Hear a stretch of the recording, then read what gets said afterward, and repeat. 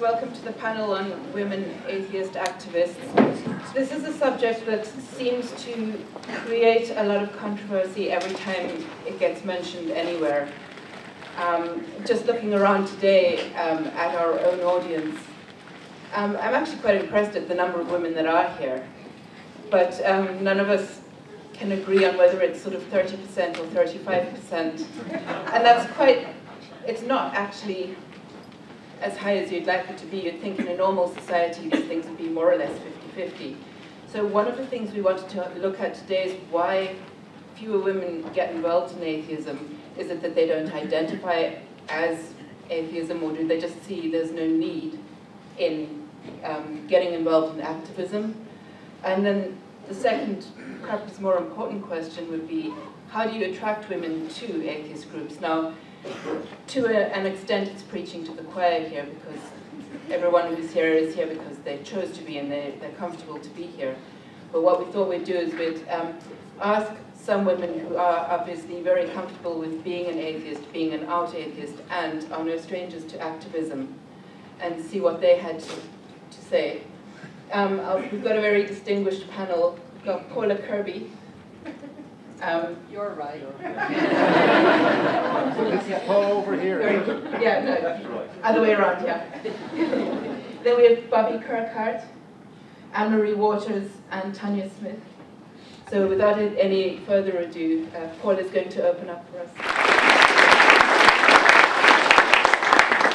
Thank you. Well, I think I might be going to start by being controversial at the very beginning, because I actually sort of feel I'm here under false pretenses, because I'm a bit of a skeptic as to whether this is actually a topic that deserves a place on the programme at a conference like this at all. My own feeling is that as women, I would like to feel we've moved beyond this sort of discussion. But at the same time, I'm conscious that it is a question that keeps coming up over and over again. And in fact, just a couple of days after I was invited to be on this panel, I spotted that there'd been a new question submitted to a very good website, which I commend to you actually if you haven't already seen it, called athiests.mp4. And before I go any further, I just want to check whether you can hear me. Yeah. Can you hear me? Good, thank you.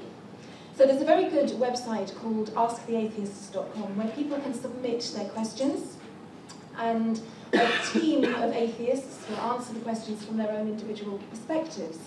And so just a couple of days after I was invited to do this, this question appeared on athiests.com under the heading of, "Why are sexist white dudes the face of atheism?"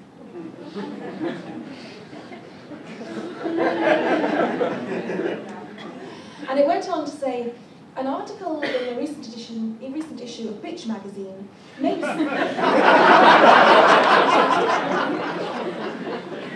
like that, good solid source. Makes the case that although there are women atheists out there, they don't seem to garner the same respect and visibility as male atheists in the community. Why is the new atheist movement allowing white dudes to be its only visible spokespeople?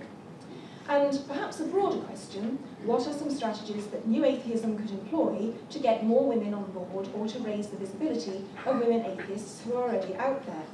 But as you might have gleaned already, I'm completely out of sympathy with the question. I disagree with it on so many different levels. For me, atheism is important. I am out loud and proud as an atheist. I don't mind who knows. But it's not the most important thing that I'm campaigning for. I think of atheism as being a subset of reason. And for me, that is the overriding battle, because if we can promote reason and encourage people to approach subjects, a whole range of subjects, more from the point of reason and rationality, it seems to me atheism is going to get caught up along the way.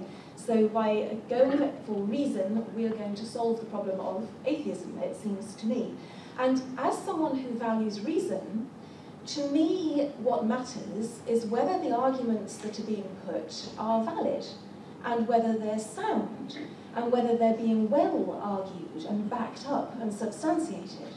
And frankly, I would find it hard to express the sheer depth of my passionate indifference as to whether those good arguments are being put by a man or a woman, or someone who's black or white or able-bodied or in a wheelchair. I would like to think that as a reason-orientated community we can move beyond such trivia.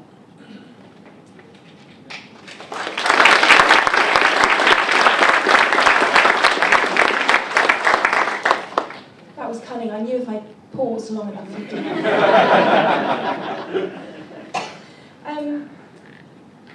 But over and over again we hear this idea that somehow women are being put off atheism because the names we've all heard of, the faces we all know, are male names and male faces.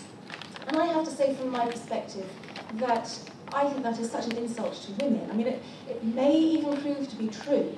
I mean, I think it'd be quite interesting to know to what extent real women really are put off by this, but to me it conjures up a picture of women who are so terrified and so nervous and so feeble and so overawed by men that, you know, I sort of imagine asking a woman how they responded to the God delusion and sort of picturing her saying, well, you know, it was very well argued and he made the case very well and I'm absolutely convinced by his arguments, but he's a man.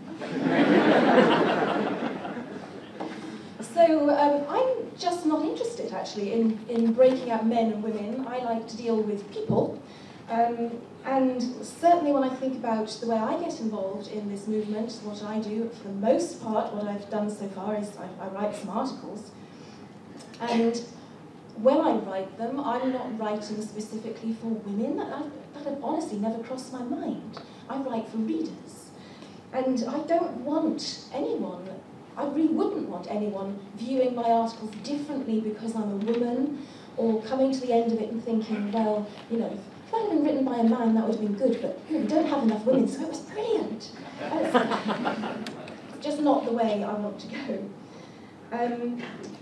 Now, obviously, all this would be quite different, and I would be arguing differently if I had seen anything to suggest that women actively were being deliberately held back by the men in the movement. All I can say is that in my years of being part of all this, I've seen nothing to suggest that. I certainly don't feel that any of the men in this room or anywhere else are trying to hold me back. Actually, on the contrary, I think quite often, just because there is this perception that there aren't enough women, I think in this field, as in many others, you know, sometimes we can actually find ourselves reaching greater prominence simply because we're a woman and a rarity in that sense. So I certainly don't feel in any way I've been held back or disadvantaged by being a woman in this field. So for me, to a certain extent, I'm afraid it's a bit of a non-starter, but I don't want to be totally negative about this, and I've been racking my brains to think, well, in what respects might it not be a total non-starter as a topic, and I've identified two, and I think they are two important ones. The first is that there would appear to be a marketing issue here. If we're into activism, then clearly what we want to do is to get our message across, and we want to get as many people involved as possible.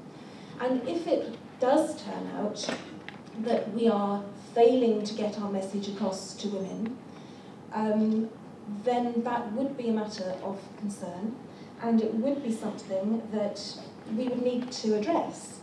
I have to say that if we can actually come up with real evidence to suggest that women really truly are being put off atheism because they perceive it as a male-dominated field, well, if the evidence was there, I would have to accept it, but I have to say my opinion of women, which at the moment is rather high, would drop. So that's the first thing, marketing. If we're missing potential supporters, then we need to know that, and we need to then think about ways of getting them involved. The other thing which I think is interesting in all this is that religion, whilst not being fussy in whose lives it makes miserable, does seem to be particularly good at it where women are concerned. I mean, everything from the really horrific things such as female genital mutilation, not that it's much better for men, but clearly the issue of FGM, the whole issue of reproductive rights, And then the whole notion of a woman having to be owned by her father and then by her husband or by her brother or whatever. And even less dramatically, just the sort of things that were brought out yesterday in terms of the Irish Constitution and the assumptions that are made about women's roles and so on. Women, I think, suffer disproportionately at the hands of religion, and therefore I think it is valid to ask why we are not more visible, perhaps, in trying to counter it and being seen to counter it. I think as well, in terms of overall well-being, I don't want to sound like Sam Harris here, in terms of overall well-being across the planet, because women suffer disproportionately at the hands of religion, I think it would be a good goal to get women more involved, because releasing them from the shackles of religion would be a great way to improve human rights generally across the world. So it would be a great step forward. Now, I'm obviously speaking from the point of view of a woman who is based in the United Kingdom, where we've really had our rights enshrined in law for a long time. Clearly, not every country has that luxury, has that decency, I might add, and there are certainly places where it is, no doubt, very difficult to be a woman. I would just simply say that I don't think the atheist movement is one of them. I think women often are quite reluctant to speak up. I've seen this over and over again in meetings and conferences, and even looking here at the proportion of men and women asking questions, even allowing for the imbalance in the audience. And as an event organiser myself, I know how hard it can be to get women involved. But I do think women, we just need to take the bull by the horns and just take a deep breath and do it, and not be shy and not hold back. Because I think if we feel that we're being ignored, then really it's just down to us to work on ways of making sure we can't be, and to learn to speak up more clearly. I don't think we can claim equality and then ask for special treatment. I don't think that really works. And I'd just like to point out, the suffragettes didn't wait for permission. I've probably spoken long enough, actually, but I just want to make one final point, which is about the issue of activism, because this whole question, particularly in the Ask the Atheist site, was framed in terms of those people who are seen to be prominent in the movement as activists. And I'd just like to make a more general point, which is, that's fine. You need people who are recognised and figureheads and all that sort of thing. That's terrific. But it's not the only way of being an activist.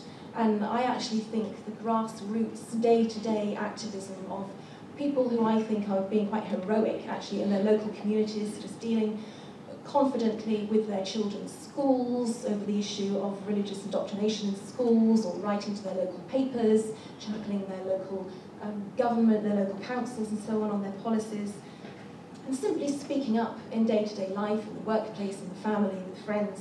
I really wouldn't want to undervalue that, because I think actually as a movement we're not going to see huge social change across society until we do get lots more people just being brave in their everyday life. So let's not pretend it's just people who are well known, who've got a really important part to play in this. And I'll leave it there for now. Thank you. Thanks, Paula. Now we'll hear from Bobby Kirkert.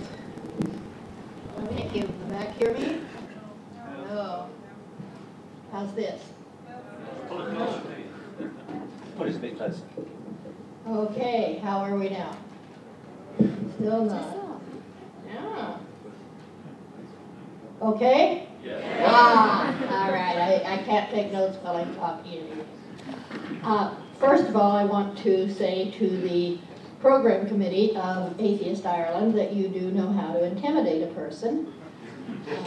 You've asked me to speak on women in American free thought with the preeminent expert on the subject in the audience, Annie-Laurie Gaylor. And I hope we'll hear from Annie-Laurie during the questions and comments, and I hope she'll be kind to me. I hate to break it to, I'm sure many people in the audience will be disappointed, but Bitch magazine wasn't original. Bitch magazine had a theme very similar, apparently, to one that came out a little over a year ago in Ms. Magazine. A reporter named Monica Shores selected a group of men that she considered the new atheists. She defined, misdefined, I'd have to say, new atheism, and then asked the atheist community, why did she select only men? What's wrong with us that she chose the men? But I have to say that her question of why there are suddenly a large number of men in leadership in the atheist community in the United States is one I've been asked from within the community. When I came into the atheist movement, the first person I saw representing organized atheism was Madalyn Murray O'Hair. I saw her on television and thought, that's interesting. My first national influence, the first person I said, this person's sharp, I want to be like this person, was then president of the American Humanist Association, Betty Chambers. When I became president of AAI, I succeeded Marie Castle. I was succeeded by Margaret Downey. We know that Madalyn Murray O'Hair founded American Atheists. Ann Gaylor founded the Freedom from Religion Foundation.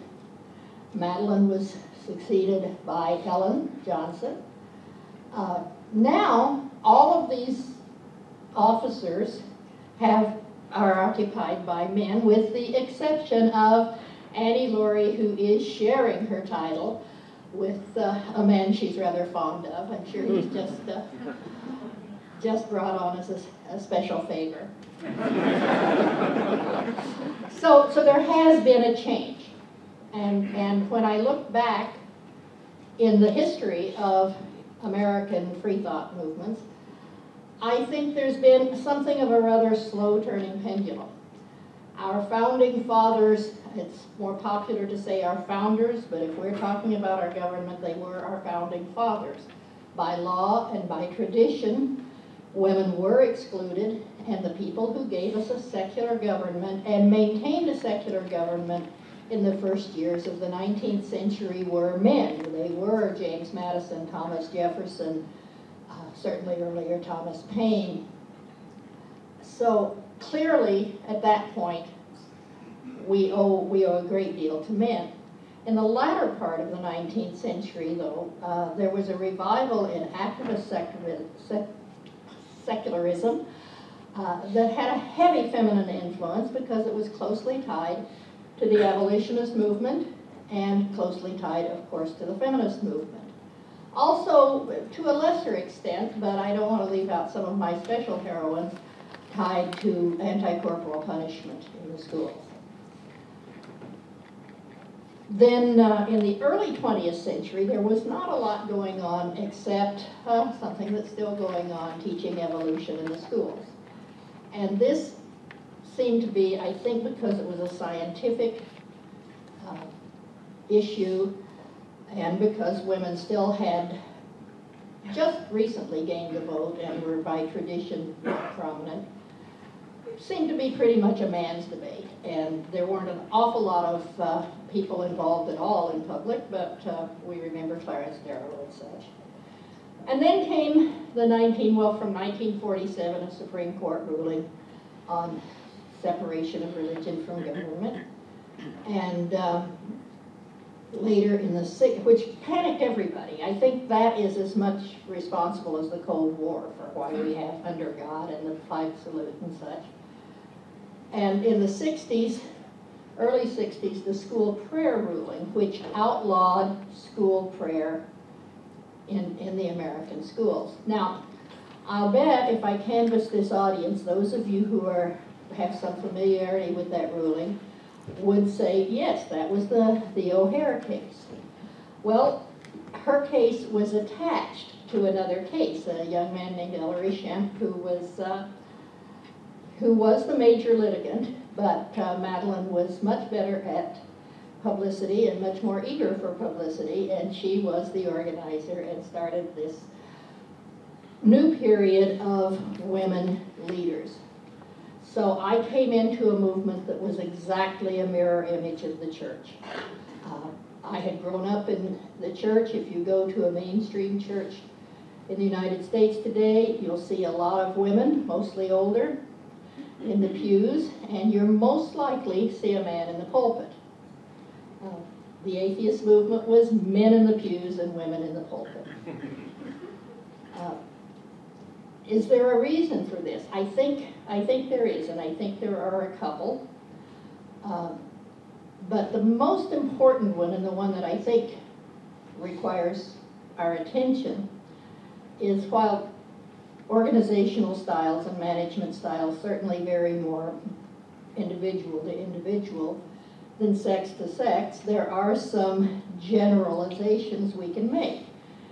It's been well established that men tend to organize by alliances. They tend to find people they trust, and everybody has his own area and is responsible for his own area, and they stay out of each other's business. Their loyalty is to their allies, whereas women tend to organize by holistically. When a woman comes into an organization, if she's in a leadership position, we tend to feel that we're responsible for the entire organization. And we tend to sometimes offend people by getting into something that doesn't look like our business. Men do, in fact, criticize women heavily for this, for trying to take over, for being busybodies, and women accuse men of being an old boys club because of their alliance. I think that both kinds of organization are needed, and the pendulum swing has been corrected. We are a group that has been spoken widely in as herding cats. I have a friend, Woody Kaplan, who says herding butterflies. I like that better. Maybe if we're cat strolling all over, it's time to have men come in with their loyalty to alliances and get us organized, get us going in the same direction. That said, a pendulum seeks equilibrium, and that's what we need. And I completely agree with Paula. We don't need it by choosing a woman here and a person of color here and such. But we do need to be aware of the need of the importance of a variety in our management structure. We do need to look at individuals and how does he manage, how does she manage, and make sure that we have the full complement of organizational skills in our groups. Thank you.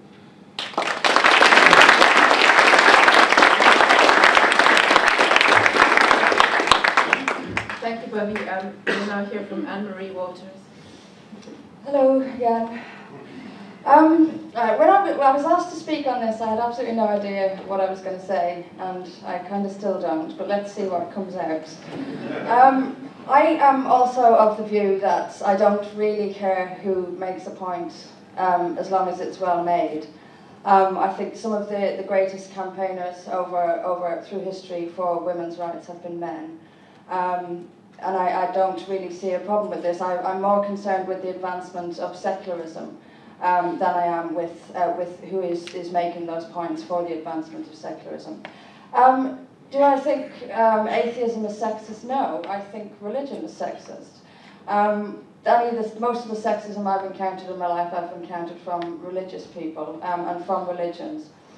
I think that the sort of lack, we don't not have any women atheist activists, let me say that first. We don't have the Dawkins, Hitchens, Harris fame, but we do have Ayaan Hirsi Ali. We do have my own personal heroine, who will be here tomorrow, Mariam Namazi. We've got 4 women on this stage. So there are female atheist activists. There aren't as many women in this audience, that's true. Brings up quite a few questions. And I think generally that it's reflective of society as a whole. I don't think there are much less female atheists. I think there are much less female atheists willing to speak out. But then I think there are far less women willing to speak out than men. And the reason for that, and part of it is actually religion itself.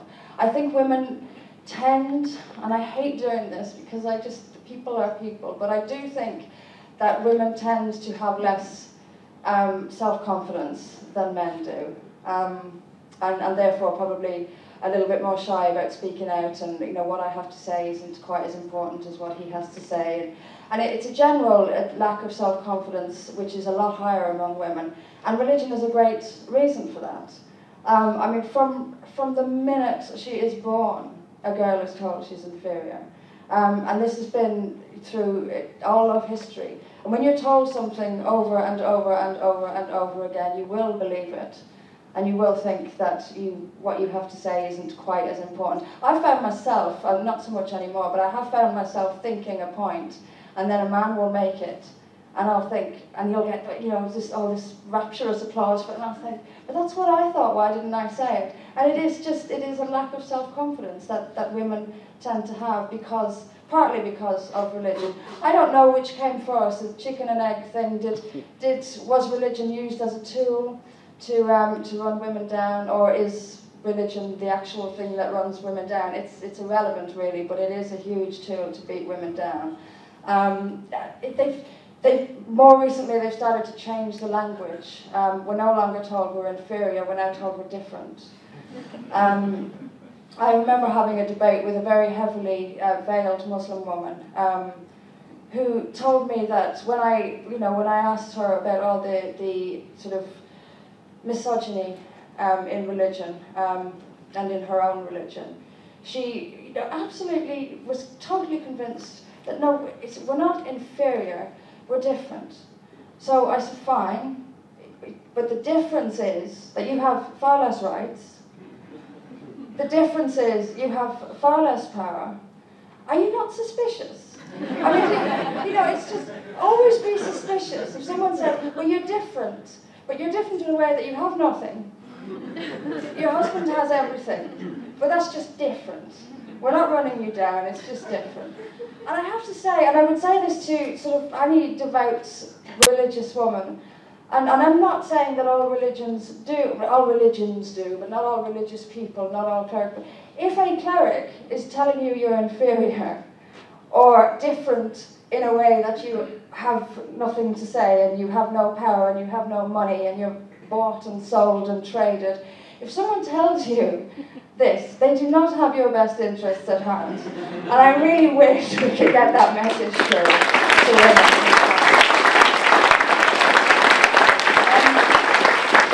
Again, I mean, I'm not an atheist campaigner. You thought I was going to say I'm not an atheist, didn't you? I am. I'm not an atheist campaigner. I'm not in this for religion specifically. I'm an equality campaigner. That's what I'm sort of arguing for. That's my argument, and it's going to stay my argument. And it just so happens that religion gives me so much ammunition to go after. It couldn't be any more sexist if it tried. It couldn't be any more imperialist if it tried. We're going to heaven, you're going to hell. Every one of them do this. But I'm an equality campaigner. I want equality between people. And that's why I speak out against religion. But it's also why I don't really like this differentiation between men and women, and do we have enough women? And probably not. I would always like to see more women speaking out, but then I would like to hear them speaking out generally, not just about this. But we do. What do we need to do? We need to keep doing this.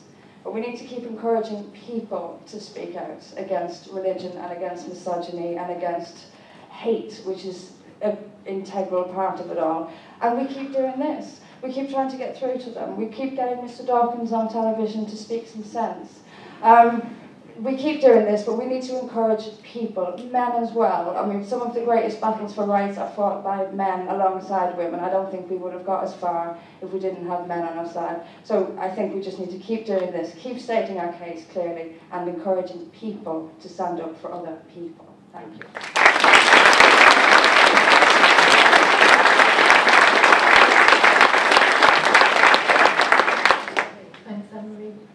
We will now hear from Tanya Smith. Thanks. Can everyone up the back hear me? Okay. No? Okay. Is that better? Okay, thank you. All right. I'm actually going to start with a question. I'm going to ask all the women in the audience to raise their hands, please. I don't know if I'm going to count for them. Look, I'm just interested to know, how many of you think, no, keep your hands up. Keep your hand up. I would like to know, keep your hand up if you think that it would be good to have all women activists, but you wouldn't do anything like that, or you'd be interested, but you don't really know where to start. And most of the hands up. Okay, that's very interesting, thank you. I'm going to tell you a bit about my story. I've become an active atheist just in the last couple of years, partly deliberately and partly through a series of coincidences. So I hope that that will help you have a think about how you can make a contribution in your own way. I've pretty much always been an atheist. From the time I was old enough to know what religion was, I thought that it didn't make any sense. But in my life, it wasn't a big deal. I was lucky. My family wasn't religious. My schooling was largely religion-free. One of the few times I seriously thought about God as a child was when I was 11, and I wanted to be a girl guide. I have no idea why, but I did. And the guide oath includes the words, to do my best, to do my duty to God. And I knew that I didn't believe in God. So I was thinking about how I dealt with this. And I concluded that it wasn't possible to have a duty to a non-existent being. So I was promising to do nothing. So I got my head around that, and I got on with collecting guide badges. And that is how I largely thought about religion until I was in my 30s. It was something other people took seriously. I would certainly argue about it if it came up, but most of the time I pragmatically avoided it. I was living in London in the mid-2000s, influenced by the London bombings, the discussion about immigration in Britain, and the release of books by high-profile atheists. The press about the veracity of religion and the press about the role of religion in society was fascinating. The topic was much more prevalent than in Australia at the time. So I started reading more about it and thinking about the privileged place that religion has in our minds. Why we consider it good conversation when we debate social issues, but it's rude to raise religious views. And importantly for me, how this is translated into laws and attitudes around the world. The tipping point for me was a bus campaign after I moved back to Australia. I expect most of you have heard of the There's Probably No God, Now Stop Worrying and Enjoy Your Life campaign in the UK. Following that success, the Atheist Foundation of Australia tried to run bus ads with the slogans, Atheism, Celebrate Reason, and Sleep In on Sunday mornings. And the signs were rejected. It was just ridiculous, completely contrary to the principle of freedom of speech. And I was furious. In Victoria, which is my home state, the Atheist Foundation lodged a case with the Human Rights and Equal Opportunity Commission, and it was in the Melbourne paper. Before that, I'd never even heard of the Atheist Foundation of Australia, so I Googled it. And I saw that there was a group of people who were volunteering to combat exactly the kind of privilege that I had been developing a serious dislike for. I thought, well, I should be a member of that organisation because it can't always be someone else's responsibility. So I became a member. But those bus signs were really bugging me. So I sent the Atheist Foundation an email and I said, look, you have no idea who I am, but I can write things, I can organise things, and look, I'd be happy to help. And they turned me down. And they had enough people already working on that campaign. But they asked me to join the public relations team of the Atheist Foundation, which answers emails. And thinking that I had no idea what I was doing, but hoping that I could learn, I said yes. And when I got the first email, I looked at it for ages and I carefully constructed sentences and I looked for gaps before sending it off to the president for review. He had a couple of minor suggestions, but that was it. My official atheist answer went out there and I was part of a team. I am still part of that team. We get everything from you're all going to hell emails to people who are looking for information for school assignments to people who are really struggling with the process of their own faith. And it is fun, it is interesting, and it is really important that people who ask questions about atheism receive proper answers. So that was how I started. And then in mid-2009, the Atheist Foundation was approached by Atheist Alliance International to host a convention in Melbourne with Professor Dawkins as the headline speaker. The convention sent out a call for volunteers for a committee. I said no. I was busy at work. I didn't have any experience in event planning. It's very, very easy to say no. Then a few weeks later, I was talking to a colleague at work. He had a daughter at Oxford, and he'd mentioned that he'd seen Professor Dawkins speak there. So I told him about the convention, how I was really excited about it. As my colleague walked away, I thought, I should help organise that convention. Lists, planning, I can do that. I want to be part of it. So I rang the foundation, I apologised for being late, and I joined the team. I had no idea what I was in for, which is probably a good thing. But I also had no idea how good it would feel to stand there, months later, with the other committee members and see what we had put together. It is a fantastic feeling. I expect it is what Atheist Ireland is feeling about this weekend, and it more than made up for all the work that it took to get there. The convention in Melbourne really brought home to me that freethinkers can be a community, and being part of that community feels pretty good. So through that convention I met Stuart Beckman, who was then the president of Atheist Alliance International. I ended up on the board. 9 months later, here I am. I'm proud to be the president of Atheist Alliance International. But when I look back at the series of events and the coincidences and opportunities that got me here, I can see how easy it would be for me to not be here. How easy it would have been for me to say at any stage that I couldn't do something, just because I hadn't done it before. Now that is probably true of most people who end up in leadership roles, or could be true of them. But, and this partly addresses what Paula was saying, studies show that women are consistently worse than men at putting themselves forward for positions. On average, a woman will apply for a job when she feels she meets over 90% of the advertised job criteria. Men will apply for a job when they feel they meet around half the job criteria. I learned this a couple of years ago and it has really stuck with me. One of the reasons I didn't say no to some of the things that came my way was thinking about that statistic. So, going back to my questions at the start, if you think, yeah, but I couldn't do anything like that, or yeah, but I don't know where to start, I do have a couple of suggestions. Get in the flow. Help your local organisation with something really easy, like keeping a membership list, posting Facebook updates, answering emails. Your help will be appreciated and you'll get comfortable. And then put your hand up for things that resonate with you. For me, it was a bus campaign, but maybe for you it's a census campaign, or a convention, or something about school education. If you want to help, don't wait to be asked.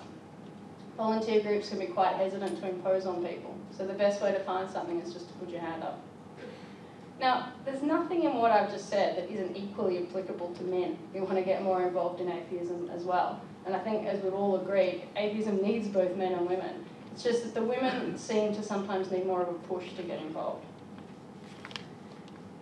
The last thing I'll say is about how the groups themselves operate. You know, how to make existing groups that don't have many women more attractive to women is going to vary from group to group, and it may or may not be something that individual groups need to address. But I just want to make one point about what I'm going to call accidental discrimination. I've seen it in my professional career, which was in a male-dominated environment, and it is borne out by research as well. It's simple. We're humans. We like people who are like us. We like people who like the same stuff that we like. So in a group that's dominated by men, and I am going to generalise here just to make a point, you might have a social conversation about sports, cars, or the guys might catch up for a beer at the pub. And again, to generalise, some women aren't all that interested in sports, or cars, or even beer. So they don't participate in the social side of the organisation, so they're less engaged. Or maybe they miss out on the decisions that happen over the beer at the pub. So they contribute less. So people don't see them as potential leaders. You can get a spiral of disengagement, and ultimately nothing changes. It is not necessarily anyone's fault that this happens, but it can be a real shame. And the basis of that, which is human nature, is not going to change. People will still like people who are like them. And I'm not suggesting that people shouldn't socialise in their groups any way they feel like. But if you are in the dominant group, which is male in this context, please be aware of this point. Please make an effort to not accidentally exclude the women, because ultimately it is your organisation that is going to miss out. So, I'll just finish off by saying, take a deep breath, jump in. You will find things to work on that you care about. If you just say, I can do that, you will wake up in a couple of months and realise that you are doing that. You might not be quite sure how you got there, but that's okay. Thank you.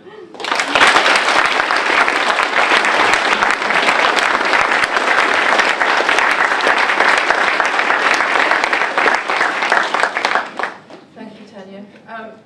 Now we're opening it up to the floor. I'm sure there are plenty of comments. Do we have microphones?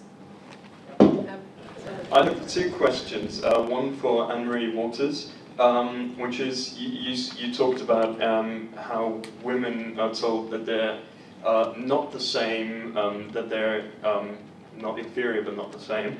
And I wanted to ask, it's roughly the same in some natural sciences. I see that kind of, that women are told, you're not good enough to be a biologist, or you're not made to be a biologist, or physicist, or chemist, or whatever. And what would you say about that? And the second question is for Paula Kirby. You said about the emancipation of women, I think. And as a geographer, I believe the most important thing to raise the standard of living of a country is the emancipation of women. And obviously, all of us should do it because it's a good thing, not only because it raises the standard of living, but also because of that. And should we, as atheists and as an atheist alliance, also do it because it raises awareness, it raises reason?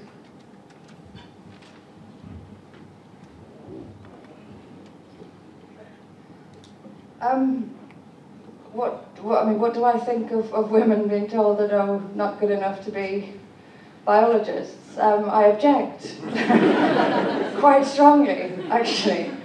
I mean, of course I do. I object to women being told they're not good enough to do anything because they're women. It's you know, women are just the female of the human. You know, they're all different from each other, just as men are all different from each other. We've been told over the years that we're, well, not just inferior, but we used to be told we're inferior, now we're told we're different.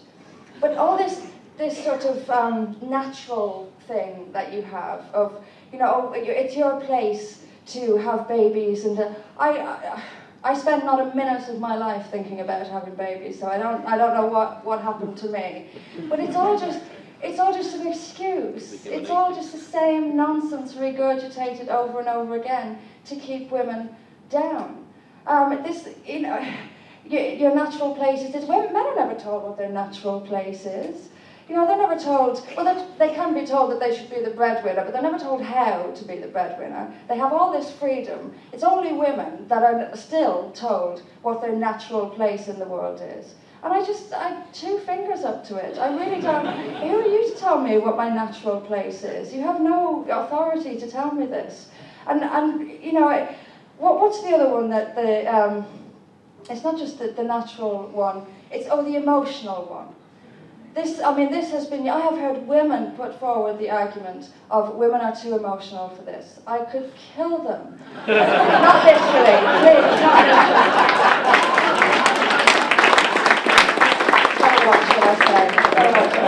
Let me just clarify, I will never kill anybody.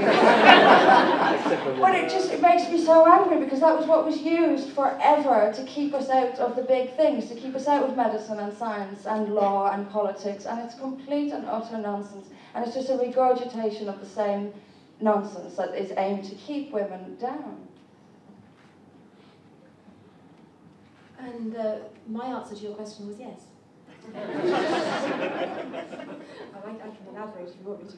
I mean, every measure shows that the more women are emancipated and the more equally they are permitted to participate in society, the better off that society is. Whether we're looking at health or education or justice or social cohesion or financial well-being as well. And every single marker tells us that this is a good thing to do. And clearly also, from our point of view, a society that does that is also a society which is more wedded to reason.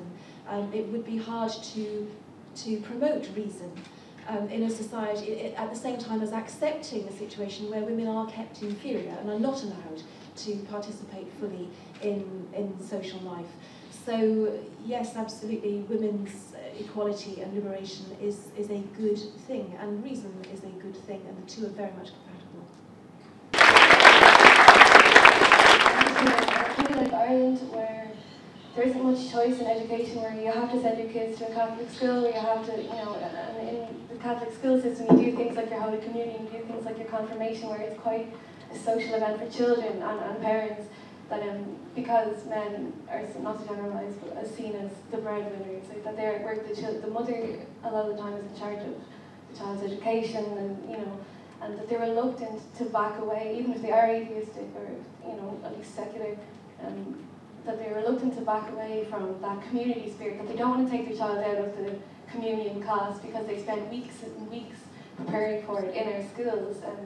Do you have any ideas on how to combat that feeling of like being ostracized as a parent?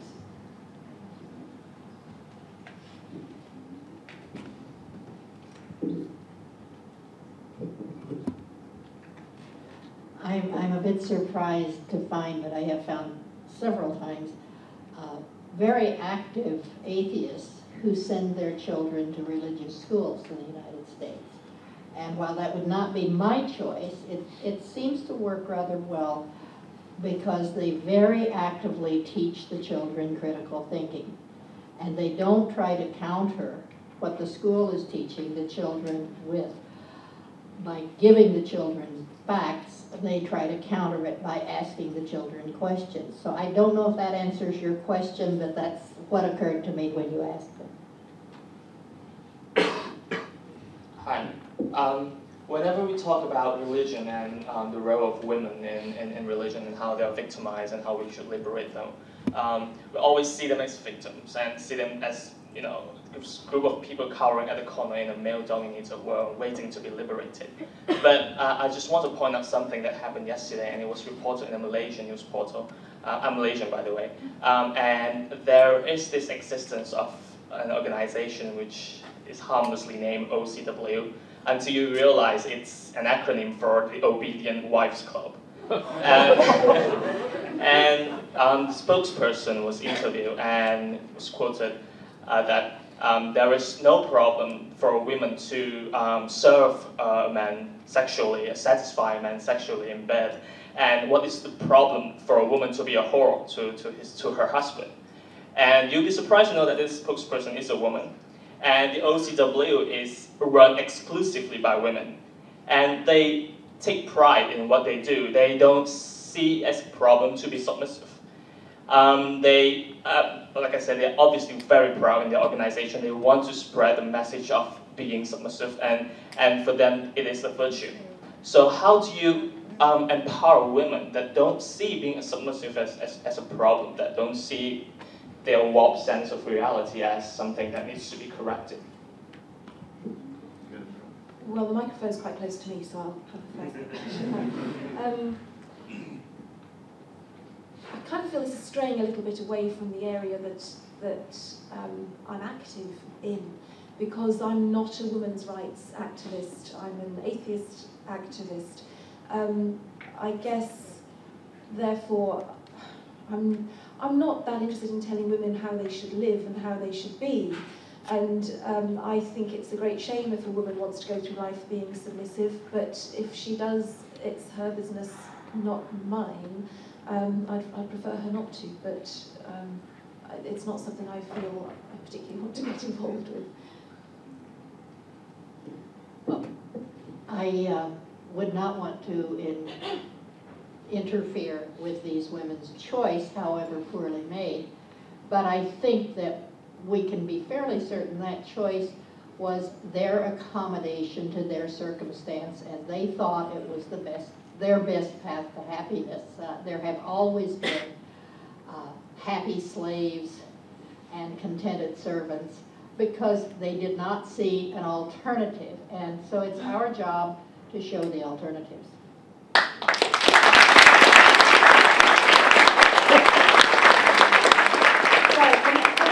A little something about what you first said about sort of we needing to liberate women, and I think, I don't know whether this is what you're saying, but people often do, that you're patronising women and they don't sort of need you to come along and rescue them, and some of them choose to live like that. I have no problem. It's quite ironic that a woman would choose to be submissive, and you sort of have to wonder, would she, if she was forced to be submissive, would she feel the same way about it? I rather doubt that she would. But also on this sort of liberating women and being champions for women, and of course not all women are oppressed, and of course some women will stand up to them, but just because some women are not oppressed doesn't mean that some aren't. And those are the ones that we're trying to stand up with, not patronising them, saying, oh, you poor thing, let us heroes come along and take you out of it, but stand with them while they fight for their own freedom.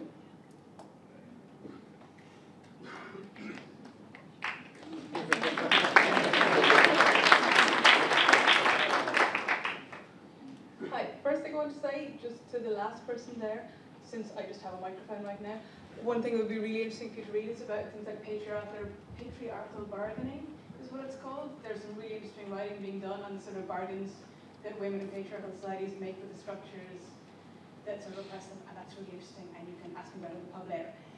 The other thing that I was going to talk to yourselves about was regarding the idea that it doesn't matter who's saying a thing as long as it's being said. And on the one hand, I agree with that absolutely. I mean, if something's being said, that's brilliant. One thing I would sort of criticize about that, and I'd like to get your thoughts on, is the fact that, I mean, as we've sort of, that's really coming out here, is that women are treated very differently by society, and we have very different sort of social experiences to men.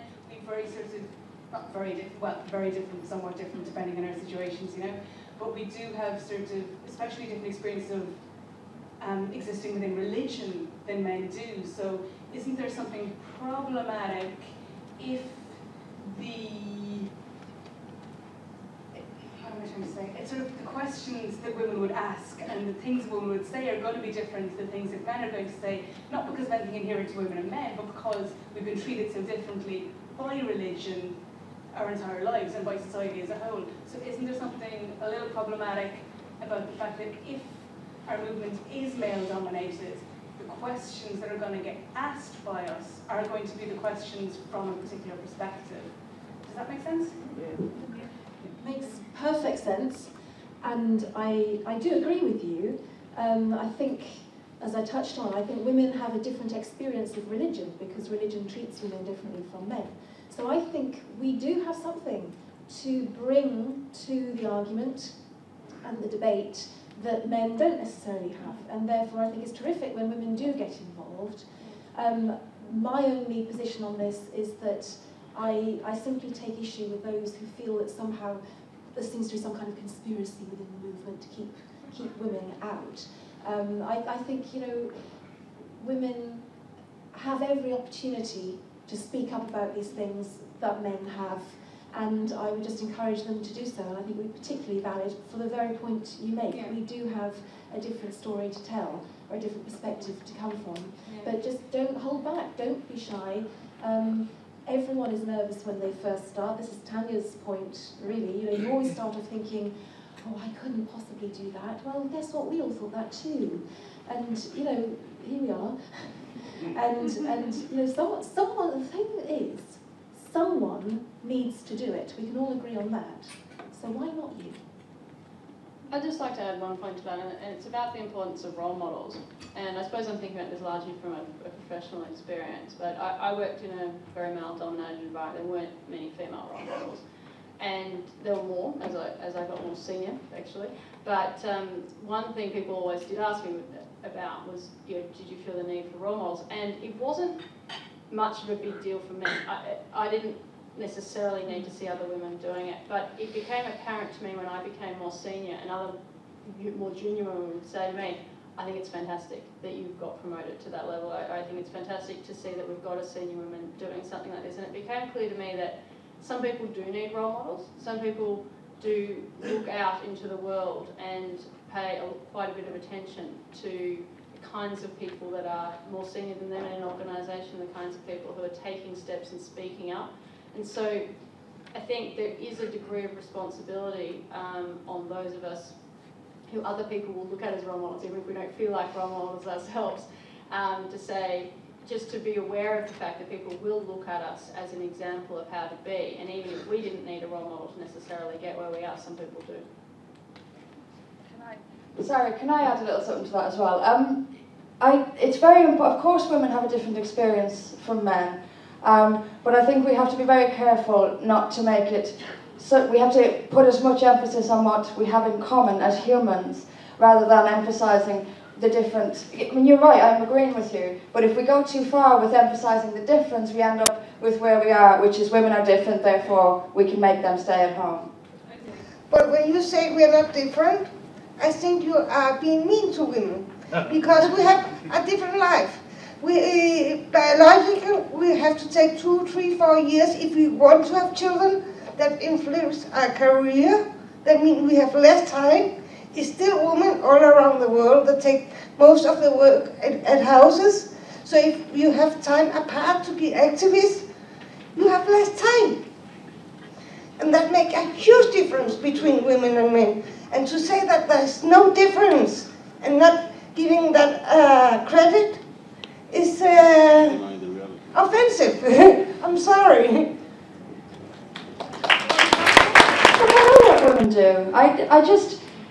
We have to, the problem with the different thing is, I didn't say we weren't, of course we're different, but the emphasis can't be on that difference all the time. I think that our common humanity is more important than our differences.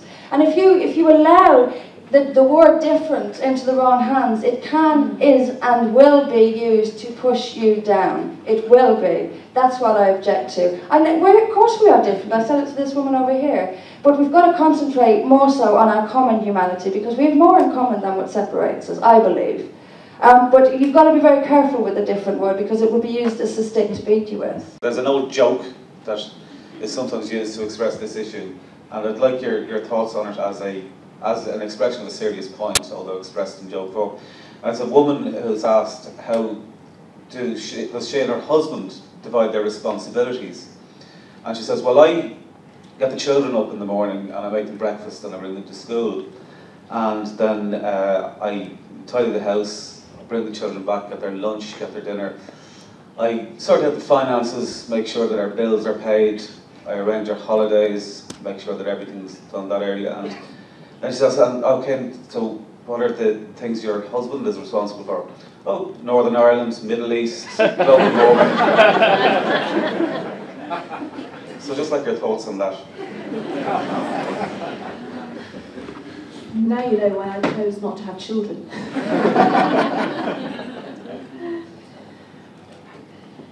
Let me gather some thoughts on that. I'll let someone else know.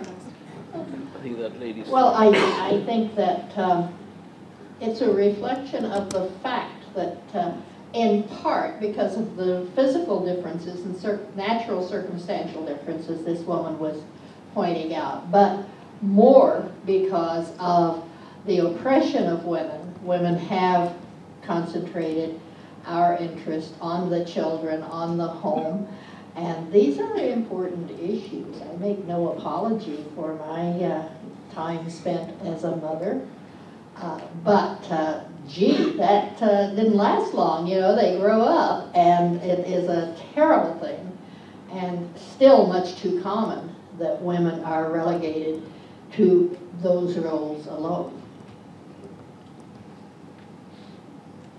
Jump up. Shall I? Next question, shall I? Sorry, beg your pardon. Right. Go ahead. One point that the very first questioner touched upon and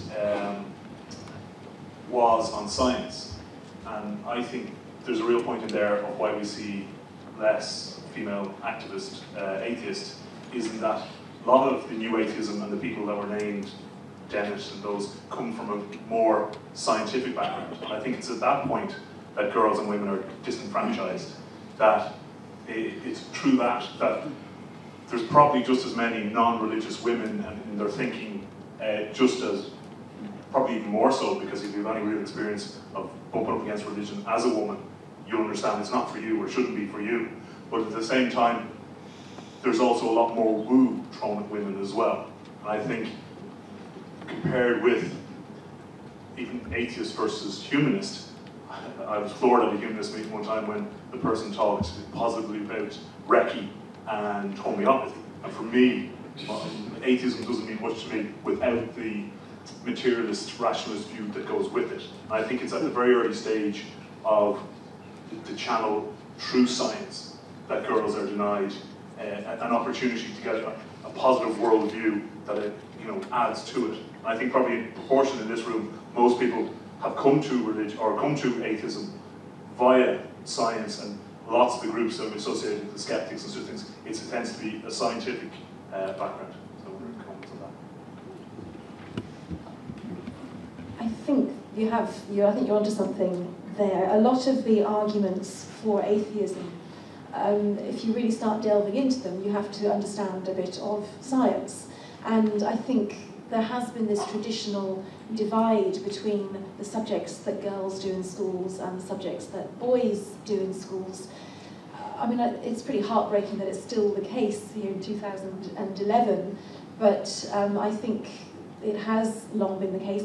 But I mean, just speaking personally, my background is very far from scientific, and I became an atheist before knowing anything at all about science. I mean, I'm actually really horrified now to look back on the extent of my ignorance just a few years ago.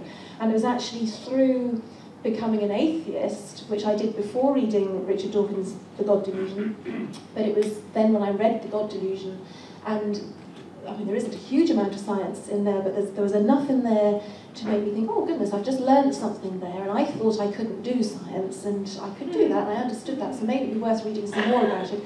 And that's how I got into an interest in science, actually through the atheism. So it can work the other way around as well, because I think the two things are so connected in terms of a way of thinking. But I take your point that there is still a sort of gender divide when it comes to the subjects that girls and boys are expected to do. And I don't know what the answer to that is. I wish I did. Right, we'll have to take our last question now. Well, if I could comment briefly, this divide is crumbling in the United States. There are more women in universities, there are more women in med schools than men, and so I think time may be the answer.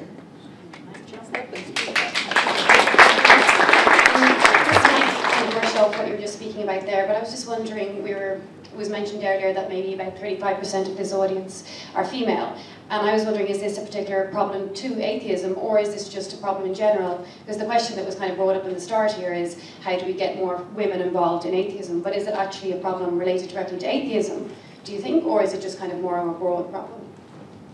I think it does go back to that point about women generally speaking up less than men in general. And I think the point about education is well made. Both, broadly speaking, education tends to be correlated with atheism for fairly logical reasons. And I do think the fact that there are fewer women in science than men are in science, although I'm very glad to hear that is reversing over time. I think the other point that is intertwined with what Anne-Marie said as well is the role of traditional role models. If you're brought up in a more conservative environment where you look to the future and you see that, well, chances are I'm not married with kids and so forth, you are, and you think that those are, your options are relatively limited, you are probably going to tend to be more supportive of things that protect a traditional family unit, and religion is very good at couching its message in a way of protecting a traditional family unit. And so I think that you add all these things up. It's not one thing. It's the education, it's the traditional role models, and you do get a situation, and women being less willing to speak out, and you end up with a situation like we have here. We've got reasonable representation of women, but the highest profile atheists that are known are men, and it's going to take maybe some time before people work up through the organisations doing important work at the grassroots level, and indeed get the same kind of profile as men, which I think will help from a role model perspective. Yeah, I don't think it's just a problem with atheism, I think it's a problem generally. I think women are more reluctant to speak out because I think they lack confidence generally more than men do. On the science issue, I think that it's a socialisation of genders, and children or girls are expected to, sorry about this, but I just wanted to answer him. Girls are expected to do certain things, but I think it is changing, and I think there was a newspaper article last year or the year before, in which I don't know how they discover these things, but apparently they did, that women make safer doctors. There's another abuse of the language. It would have killed them to say better, but anyway. Women make safer doctors. And in it I read that 40% of doctors in Britain are now women, so it's changing, thankfully.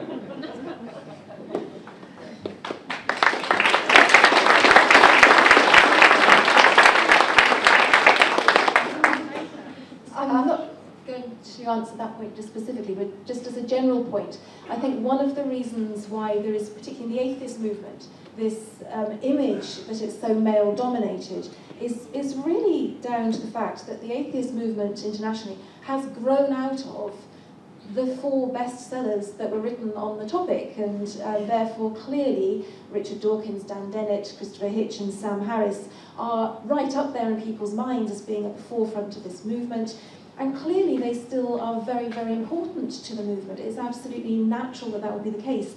And it just so happens there have only been 4 of them who've written these runaway bestsellers. I am. Yeah, I don't think she's, yes, it's a terrific book, and yes, I mean, she's, but I mean, she's not, I don't think it's sort of a runaway bestseller in the way that the big 4 are, not that I'm aware of.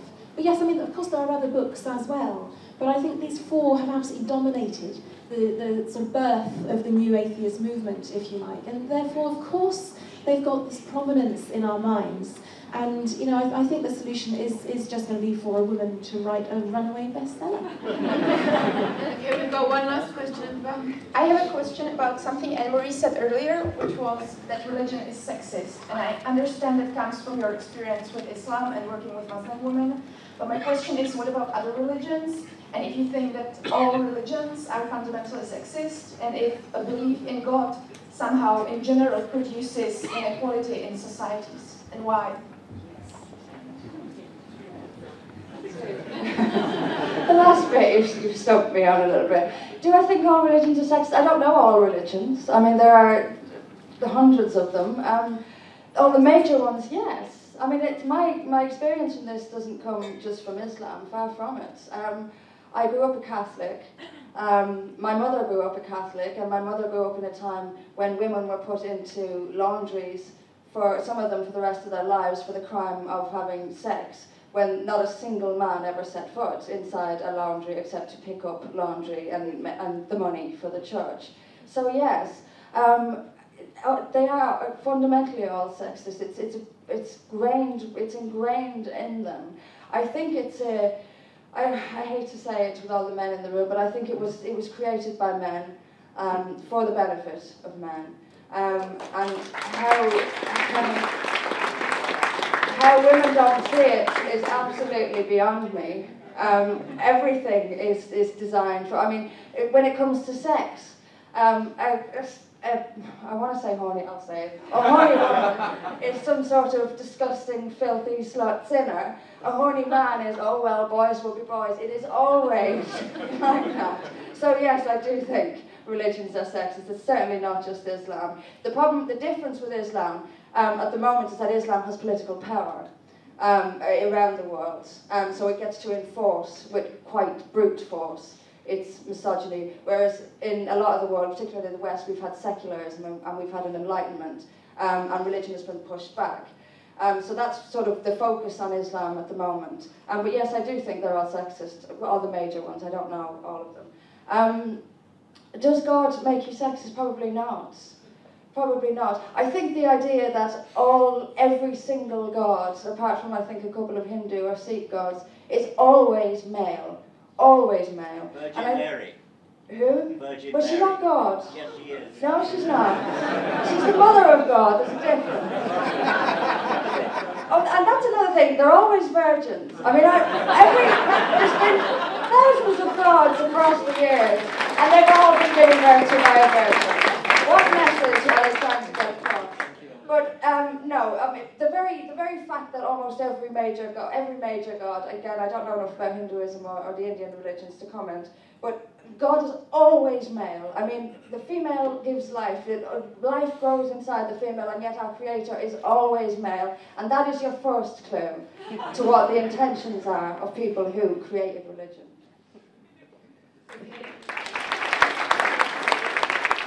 I think we could probably talk about this for quite a while, but I hope we've gotten something out of it. For me, I think the message has been to, try and be gutsy about it and put yourself forward and see what happens.